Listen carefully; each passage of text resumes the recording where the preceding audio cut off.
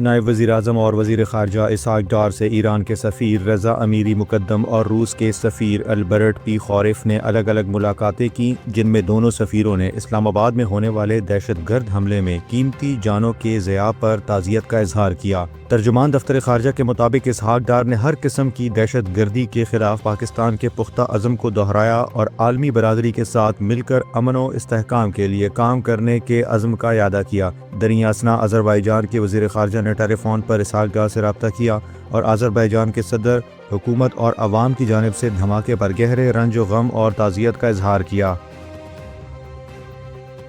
اسرائیلی وزیر اعظم بنیامین نیتن یاہو کی اگلے ہفتے امریکی صدر ڈونلڈ ٹرمپ سے ملاقات ہوگی، جس میں اہم علاقائی اور عالمی امور پر گفتگو متوقع ہے۔ اسرائیلی وزیر اعظم کے دفتر کے مطابق نیتن یاہو بدھ کے روز واشنگٹن میں صدر ٹرمپ سے ملاقات کریں گے، جہاں امریکہ اور ایران کے درمیان جاری مذاکرات پر تبادلہ خیال کیا جائے گا۔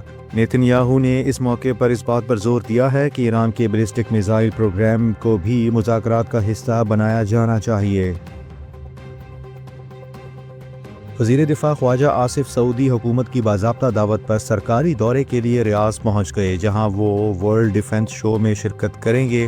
ریاض ایئرپورٹ پر سعودی حکام اور سعودی عرب میں تعینات پاکستان کے سفیر نے وزیر دفاع کا استقبال کیا۔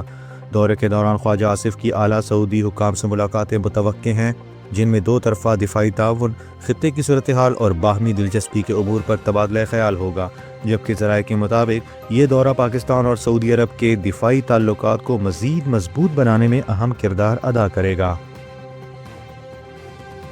امریکی وفد بسنت منانے کے لیے لاہور پہنچ گیا، جس کی سربراہی امریکی سفیر نیٹلی بیکر نے کی۔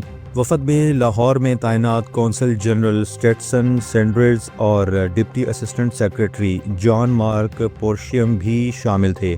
امریکی وفد کا استقبال سینئر صوبائی وزیر مریم اورنگزیب اور صوبائی وزیر اطلاعات و ثقافت عظمی بخاری اور صوبائی وزیر مواصلات ملک صہیب بھرت نے کیا۔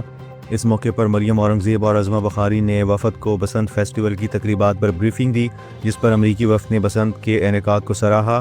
بعد ازاں امریکی وفد نے پتنگ بازی میں بھی حصہ لیا اور بسنت کی رنگینیوں سے خوب لطف اندوز ہوئے۔ آئی سی سی T20 ورلڈ کپ 2026 کے گروپ اے میچ میں میزبان اور دفاعی چیمپئن بھارت نے امریکہ کو 29 رن سے شکست دے دی۔ سوریہ کمار یادو کی شاندار بیٹنگ نے بھارت کو اپسٹ شکست سے بچا لیا۔ ممبئی میں کھیلے گئے میچ میں امریکہ نے ٹاس جیت کر بھارت کو پہلے بیٹنگ کی دعوت دی۔ بھارتی کپتان سوریہ کمار یادو نے 84 رنز کی یادگار اننگ کھیلتے ہوئے ٹیم کو مقررہ 20 اوورز میں 9 وکٹوں پر 161 رنز تک محدود کیا۔ امریکہ کی جانب سے شڈلے وین شلیوک نے 4 وکٹیں حاصل کیں۔ 162 رنز کے ہدف کے تعاقب میں امریکہ کی ٹیم 20 اوورز میں 8 وکٹوں کے نقصان پر 132 رنز بنا سکی۔ سنجے کرشنا مورتی اور شبھم رنجا نے 37 رنز سکور کیے، جبکہ بھارت کی جانب سے محمد سراج نے 3 وکٹیں حاصل کیں۔